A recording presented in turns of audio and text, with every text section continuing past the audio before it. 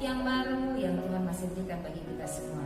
Nah, adik-adik, pada hari Minggu ini di dalam ibadah hari Minggu Persekutuan Taruna, kami dari pengurus PT Bukit Zaitun akan melayani firman Tuhan pada hari Minggu tanggal 24 Mei 2020. Dan kiranya firman Tuhan pada hari ini boleh menjadi berkat bagi kita semua, sekalipun kita semua tinggal di rumah, kita boleh tetap sehat dan kita tetap memuji firman Tuhan. Adik-adik, sebelum kita mendengarkan akan firman Tuhan, mari adik-adik siapkan hati dan pikiran kita semua dan kita satu di dalam doa sebelum kita mendengarkan akan firman Tuhan. Mari kita berdoa. Tuhan, Allah Bapa dalam surga, terima kasih Tuhan, pada hari ini Engkau masih berikan kami kesempatan, waktu, nafas hidup, sehingga kami masih diberikan untuk dapat mengikuti ibadah secara online. Sekalipun kami tinggal di rumah kami masing-masing, tapi kami boleh mendengarkan akan firman Tuhan. Mari Tuhan memberkati kami dalam ibadah kami pada pagi hari ini. Berkati juga akan Kakak Morin yang akan memberikan firman Tuhan, dan biarlah firman Tuhan boleh menjadi terang dan kekuatan kami sebagai adik-adik taruna, begitupun kami sebagai pelayan taruna. Tuhan juga memberkati. Terima kasih Tuhan, kami sambut berkat-Mu di dalam nama Tuhan Yesus, Juru Selamat kami yang hidup. Amin. Oke adik-adik, sebelum kita mendengarkan akan firman Tuhan, kita akan membaca akan firman Tuhan yang terambil dari Yoel pasal 1 ayat 1 sampai 12. Bacaan firman Tuhan kita pada pagi hari ini terambil dari Yoel pasal 1 ayat 1 sampai 12 yang berbunyi demikian. Firman Tuhan yang datang kepada Yoel bin Petuel berjudul Tulah Belalang sebagai Hukuman Tuhan. Dengarlah ini, hai para tua-tua, pasanglah telinga, hai seluruh penduduk negeri. Pernahkah terjadi seperti ini dalam zamanmu atau dalam zaman nenek moyangmu? Ceritakanlah tentang itu kepada anak-anakmu, dan biarlah anak-anakmu menceritakannya kepada anak-anak mereka dan anak-anak mereka kepada angkatan yang kemudian. Apa yang ditinggalkan belalang pengerit telah dimakan belalang pindahan. Apa yang ditinggalkan belalang pindahan telah dimakan belalang pelompat. Dan apa yang ditinggalkan belalang pelompat telah dimakan belalang pelahap. Bangunlah, hai pemabuk, dan menangislah. Merataplah, hai semua peminum anggur, karena anggur baru.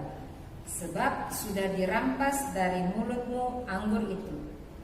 Sebab maju menyerang negeriku suatu bangsa yang kuat dan tidak terbilang banyaknya, giginya bagaikan gigi singa dan taringnya bagaikan taring singa betina. Telah dibuatnya pohon anggurku menjadi musnah dan pohon araku menjadi buntung. Dikelupasnya kulitnya sama sekali dan dilemparkannya, sehingga carang-carangnya menjadi putih. Merataplah seperti anak dara yang berlilitkan kain kabung, karena mempelai kekasih masa mudanya. Korban sajian dan korban curahan sudah lenyap dari rumah Tuhan, dan berkabunglah para imam, yakni pelayan-pelayan Tuhan. Ladang sudah musnah telah berkabung, sebab gandum sudah musnah. Buah anggur sudah kering, minyak sudah menipis. Para petani menjadi malu, tukang-tukang kebun anggur meratap, karena gandum dan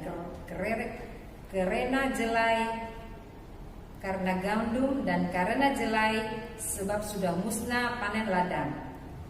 Pohon anggur sudah kering, dan pohon ara sudah merana. Pohon delima, juga pohon korma dan pohon apel, segala pohon di padang sudah mengering. Sungguh kegirangan melayu dari antara anak-anak manusia. Demikianlah pembacaan kita pada pagi hari ini. Dan sekarang kita akan mempersilahkan Kakak Moren yang akan memberitakan firman Tuhan. Silakan Kakak Moren. Ya, adik-adik terkasih, bersyukur meskipun keterbatasan kita dalam berjumpa, tapi dengan media ini, media ibadah online bersama, kita masih bisa merenungkan firman Tuhan bersama. Firman Tuhan yang tadi sudah kita baca bersama dari kitab Yoel pasal 1 ayat 1 sampai ayat 12 ini, adik-adik sebelum kita masuk dalam pembahasan firman Tuhan, kalau misalnya adik-adik ditanya pertanyaan ini sekitar 2 atau 3 bulan yang lalu, ditanyain gini, ada acara nggak? Yuk kemana yuk, gitu yuk. Terus kira-kira adik-adik masih ingat nggak jawabannya? Apa tuh jawabannya? Kemungkinan masih ada yang menjawab, iya nih ada acara sekolah, ekskul, atau kegiatan OSIS, lagi mau rapat nih kak, banyak kegiatan. Kalau 2 bulan lalu mungkin kegiatan Paskah, atau kemudian nongkrong yuk ke Panlos, ke kafe, ke mall gitu, ada film bagus nih, ayo nonton yuk gitu kan. Atau yang hobi touring, bisa enak, langsung ayo kita berangkat ya ke Malino, pulang pergi gitu kan. Kalau 2 atau 3 bulan lalu pertanyaan itu ditanyakan, kita akan bisa bebas memilih kegiatan kita mau buat acara apa. Tapi kalau sekarang adik-adik ditanya, ada acara apa nih? Lagi ngapain nih? Mungkin kebanyakan adik-adik menjawab dengan kompak, lagi rebahan, atau mungkin semakin rajin nih ininya, medsosnya, stalkingnya, game online-nya. Tapi itu gak semua ya, pasti ada juga adik-adik yang making something new. Ada yang belajar masak, belajar buat kue, ada yang selama ini jarang atau belum pernah bantu beres-beres rumah, kali ini nyobain gimana rasanya sikat kamar mandi. Nah itu kan sesuatu yang baru ya. Dan banyak hal lainnya yang bisa adik-adik buat. Nah pada intinya ada perbedaan antara sekitar 2 atau 3 bulan lalu acara-acara kita, kegiatan-kegiatan kita dengan saat ini. Berdasarkan apa yang kita baca tadi di kitab Yoel, kurang lebih adik-adik, karena pandemi COVID ini, kita juga bisa merasakan apa yang dirasakan oleh bangsa Israel pada saat itu. Nah, kitab Yoel ini memulai ceritanya dengan mengisahkan tentang suatu bencana besar. Bencana yang kemudian Nabi Yoel bilang akan diceritakan secara turun-temurun dari generasi ke generasi. Kira-kira pandemi COVID ini kemungkinan pasti akan kita ceritakan kan dari generasi ke generasi nantinya. Nah coba kita lihat lebih lagi, bencana apakah yang terjadi pada saat itu dalam pembacaan kita. Adik-adik mari kita melihat pada ayatnya yang keempat. Nabi Yoel menyiratkan di sini dalam bahasa puisinya tentang suatu bencana yang diceritakan, yaitu adanya suatu kondisi dari apa yang ditinggalkan belalang pengerik telah dimakan belalang pindahan. Apa yang ditinggalkan belalang pindahan telah dimakan belalang pelompat. Dan apa yang ditinggalkan belalang pelompat telah dimakan belalang pelahap. Suatu kondisi yang benar-benar tidak menyisakan sisa sedikit pun. Semuanya terjadi terus-menerus, penderitaan itu terjadi silih berganti. Nah, karena bangsa Israel pada saat itu mata pencariannya sebagian besar adalah sebagai seorang petani, negara agraris. Bencana belalang ini sangat mempengaruhi seluruh bidang karena tanaman mereka, hasil ladang mereka, pohon anggur, gandum, dan juga pohon ara dan yang lainnya semuanya habis. Karena ini sektor utama di dalam suatu negara, maka sangat mempengaruhi bagi kehidupan seluruhnya, sangat berdampak pada banyak hal, sehingga bencana ini bisa disebut sebagai bencana nasional pada saat itu. Nah, seruan Nabi Yoel ini kita lihat pada ayat yang kelima, yang dimaksudkan di situ dengan menunjukkan kehabisan anggur. Anggur ini biasanya disajikan dalam suatu kegiatan atau suatu pesta. Di dalam suatu pesta itu sesuatu kegiatan yang memperjumpakan antara satu dengan yang lainnya. Suatu kegiatan yang menunjukkan adanya sosialisasi. Karena anggur sudah tidak ada, kehabisan anggur, sosialisasi tidak ada lagi. Sehingga ini akan sangat berdampak terhadap relasi satu dengan yang lainnya. Kemudian di ayat yang ke-9 kita melihat. Ayat ke-9 Nabi Yoel menunjukkan rumah Tuhan tidak bisa lagi berfungsi. Kenapa? Karena banyak hewan yang mati. Hewan-hewan itu kelaparan. Tidak ada makanan yang bisa ia dapatkan sehingga mati kelaparan. Kalau hewan-hewan tidak ada, maka tidak ada juga korban yang akan bisa dibawa ke bait Allah untuk menebus dosa manusia. Otomatis hubungan antara manusia dengan Allah pun menjadi terganggu. Tidak ada korban bakaran. Lalu kemudian di ayat 10 sampai ayat 12, di ayat 10 dikatakan di situ petani sungguh malu. Di ayat 12 sungguh kegirangan melayu. Tidak ada lagi kegirangan. Para petani ini menjadi malu. Kenapa petani ini malu? Kalau gagal panennya jelas malu. Jelas tidak ada kegirangan lagi di antara hati para petani. Sehingga itu membuat mereka, para petani ini merasakan stres, frustasi.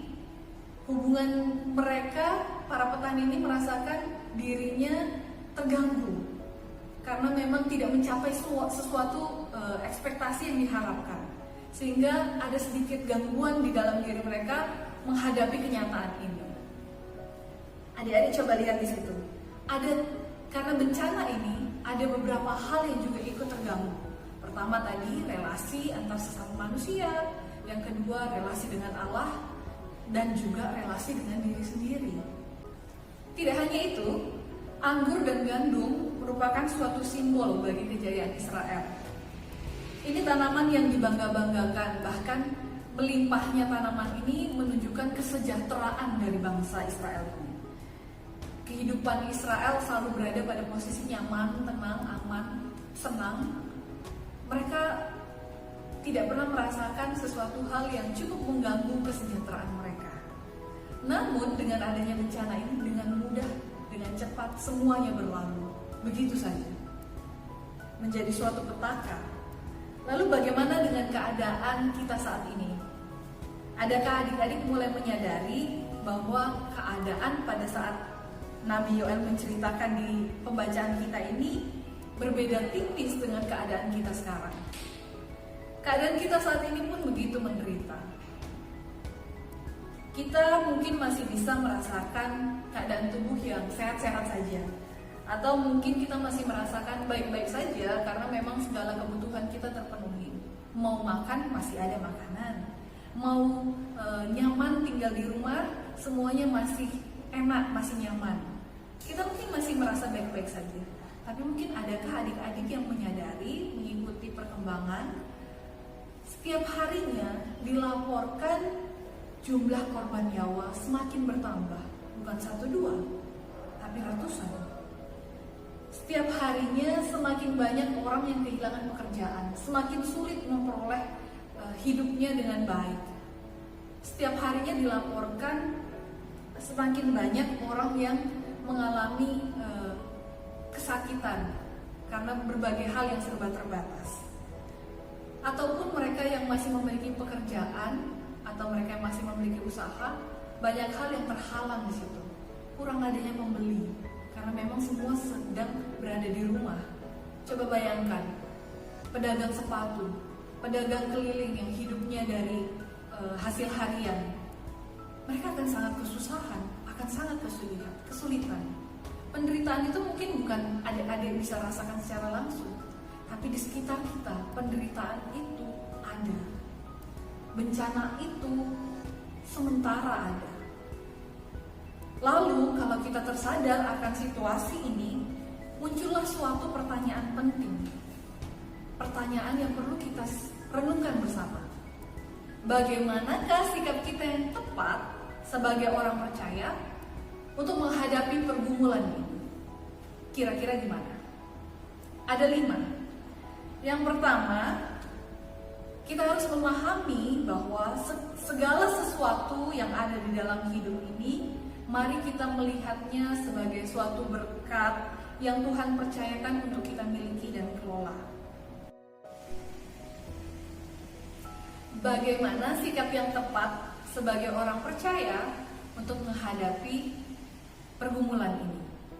Ada 5. Yang pertama, berdasarkan pembacaan kita, Allah memakai Nabi Yoel untuk berseru kepada bangsa Israel bahwa pertanian yang menjadi kebanggaannya, kesenangannya selama ini berubah menjadi sumber penderitaan. Bangsa itu diingatkan kembali bahwa apa yang menjadi kebanggaan mereka dapat dihancurkan apabila Tuhan mengizinkannya.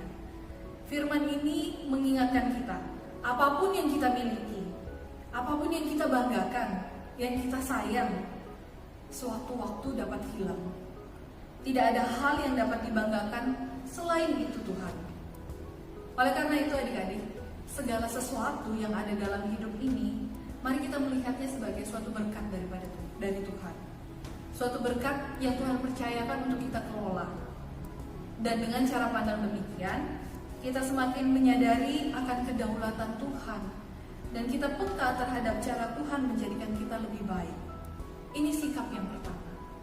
Kita memahami semuanya sebagai berkat Tuhan. Dan memahami berkat itu mengelolanya dengan baik.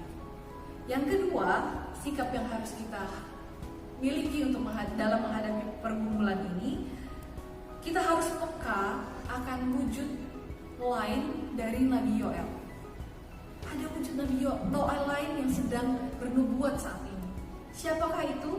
Di masa kini mungkin saja Tuhan bisa memakai siapa saja untuk menyatakan hal yang baik bagi diri kita. Bisa itu lewat orang tua, bisa itu lewat saudara kita, kakak ataupun adik. Bisa lewat siapapun yang berada di sekitar kita, atau juga lewat kakak layan, lewat guru. Dan dengan nasihat atau teguran dari mereka, itu dapat membuat hidup kita lebih baik untuk menghadapi situasi dan pergumulan ini. Jadi kita harus peka melihat ada Nabi Yoel masa kini di sekitar kita. Sikap yang ketiga, bagaimana untuk menghadapi pergumulan ini?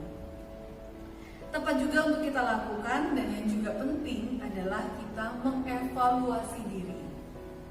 Apakah yang telah selama ini kita lakukan adalah untuk menyenangkan Tuhan ataukah untuk sekedar menyenangkan diri sendiri?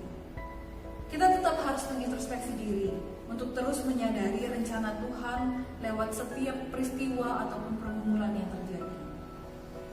Apakah adik-adik kemudian bisa mengingat-ingat kembali dulu saat berelasi dengan sesama, saat berelasi dengan misalnya dengan teman-teman teruna, apakah kehadiran adik-adik membawa sukacita? Ataukah kehadiran adik-adik untuk teman-teman membawa duka cita? Coba dievaluasi, coba kita ingat-ingat. Atau dulu saat datang ke ibadah hari Minggu Persekutuan Teruna, saat kita masih bisa ibadah bersama secara langsung, apa tujuan adik-adik untuk datang? Apakah tujuannya benar-benar sungguh-sungguh untuk ingin merasakan perjumpaan dengan Tuhan, ataukah ada seseorang lain yang ingin adik-adik jumpai? Mari mengevaluasi diri. Akan ada momen di mana Tuhan mau memanggil kita dan mengingat kembali siapa yang memiliki kuasa dalam hidup kita. Bukankah kita manusia, kakak dan adik-adik semua adalah manusia yang selalu butuh untuk diingatkan? Untuk itu mari kita mengevaluasi diri. Itu yang ketiga. Sikap yang keempat, kita tetap harus bersyukur. Bersyukur bahwa kita bisa belajar lewat semua proses ini. Melihat setiap teguran dan nasihat sebagai bentuk kasih dan perhatian. Walaupun menghadapi suatu pergumulan, tidaklah dapat menikmati setiap proses dengan baik, dengan enak, tetapi memiliki sikap bersyukur menjadikan kita lebih siap untuk menghadapi pergumulan, sehingga kita siap menjadi pribadi baru yang lebih baik. Bersyukur yuk, meskipun setiap keadaan yang kita hadapi saat ini, kita rasakan saat ini terbatas. Tetap bersyukur, itu yang keempat. Yang terakhir, yang kelima, setelah menyadari keberadaan diri kita dan mampu menjadi pribadi yang lebih baik, maka kemudian kita diminta untuk peka keterpanggilan kita untuk peduli terhadap sesama. Meskipun masih teenagers, itu bukan alasan. Karena kita tadi sudah sadar siapa fokus utama kita. Fokus utama kita adalah untuk Tuhan. Sehingga Ia akan sanggup memperlengkapi diri kita untuk menjadi penolong bagi sesama. Peka memiliki kepedulian terhadap sesama. Kalau sekarang ditanya, kita peduli banyak caranya.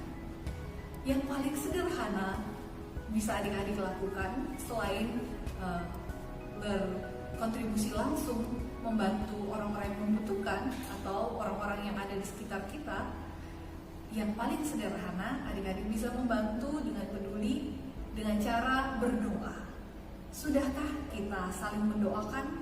Sudahkah kita berdoa bagi keadaan yang sementara berlangsung ini? Nah adik-adik, mengakhiri khotbah ini kakak mau challenge adik-adik. Coba adik-adik boleh share, ceritakan about your day, about your activity. Setelah merenungkan firman Tuhan ini, kira-kira sikap adik-adik dalam menghadapi pergumulan seperti apa? Kakak ingin tahu bagaimana Tuhan membentuk kehidupan adik-adik yang di dalam kehidupan kita sehari-hari, dan itu bisa menjadi berkat buat yang lain juga, menjadi motivasi buat yang lain juga. Gimana caranya? Adik-adik boleh ketikkan di kolom komentar, atau kalau boleh juga adik-adik bisa buatkan suatu video yang juga memotivasi yang lain untuk juga memiliki sikap yang sama dalam menghadapi pergumulan ini. Mari adik-adik tetap mengambil komitmen di dalam hidup kita, sehingga firman Tuhan yang sudah kita renungkan bersama ini sungguh menjadi berkat bagi kita semua. Di tengah pergumulan kita, mari kita tetap beriman, tetap menjadi berkat bagi yang lain. Adik-adik, demikianlah pertemuan firman Tuhan kita. Amin. Nah, demikianlah adik-adik firman Tuhan yang kita boleh dengar bersama yang sudah disampaikan oleh Kakak Moren. Terima kasih buat Kakak Moren yang sudah boleh menyampaikan firman Tuhan pada kita semua pada pagi hari ini. Nah, mari kita satu dalam doa, kita berdoa. Tuhan Allah Bapa dalam surga, terima kasih berkat firman yang kami boleh dengar pada pagi hari ini, mengajarkan kami sebagai anak-anak Tuhan untuk tetap setia kepada Tuhan di dalam masa pandemi COVID-19 yang boleh melanda dunia ini, khususnya untuk melanda negara kami Indonesia.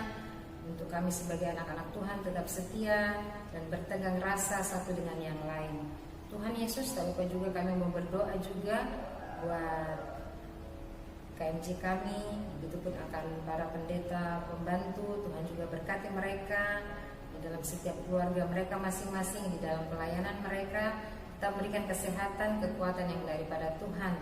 Begitupun untuk pemerintah, bangsa, negara Indonesia, khususnya dari pemerintah pusat sampai di daerah.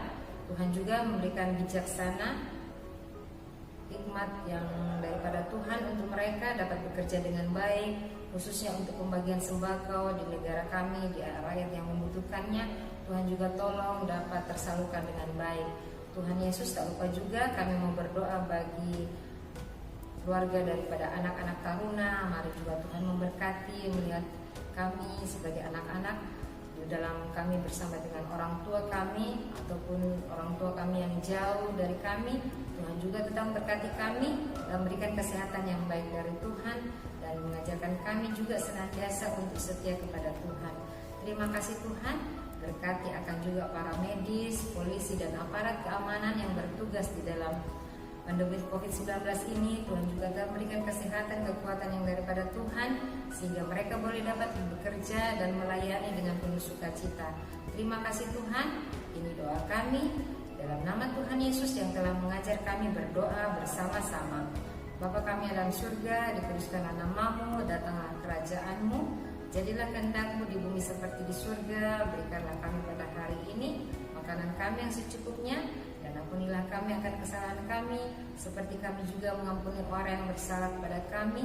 Dan janganlah membawa kami ke dalam pencobaan, tetapi lepaskanlah kami daripada yang jahat, karena Engkau yang punya kerajaan dan kuasa dan kemuliaan sampai selama-lamanya. Amin. Karena adik-adik ibadah hari Minggu Persekutuan Taruna pada hari ini, kiranya firman Tuhan yang kita boleh dengar bersama menjadi terang dan kekuatan kita semua, dan Tuhan memberkati kehidupan